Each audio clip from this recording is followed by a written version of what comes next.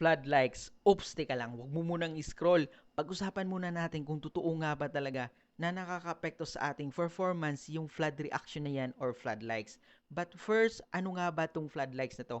Ito po yung sunod-sunod na pag-react ng isang tao sa ating mga uploaded na content in just less than 1 minute. Let's say naka 20 reaction agad siya sa iba't ibang post natin. Ganun po yung tinatawag na flood likes.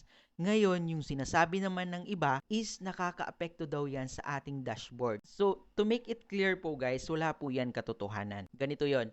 Yung magkakaroon ng violation guys is yung taong nag-react sa'yo ng napakaraming reaction in just less than 1 minute. Sila po yung magkakaroon ng violation or restriction. Hindi po tayo. Pasalamat na lang kayo na nagkaganyan, nagginawa niya yan kasi dagdag pa yan sa nag-react sa ating mga content. Klaro guys, nandun yung logic ha, nandun yung logic. Hindi po tayo magkakaroon ng restriction yan or violation. Hindi naman tayo yung gumawa ng floodlights na yan, kundi yung ibang tao. Pasalamat na lang kayo doon, okay?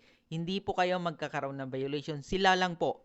Sila lang ang magkakaroon ng restriction sa kanilang account kasi matatag sila as spam kasi hindi po normal yung ginagawa nila. Hindi normal ginagawa nilang isang user ng Facebook. Okay? So kung nagustuhan niyo itong reels na to, i-share nyo at para na din malaman ng iba na wala yung katotohanan kung saan nyo man yan nasagap na balita, wala yung katotohanan. Okay? Follow for more.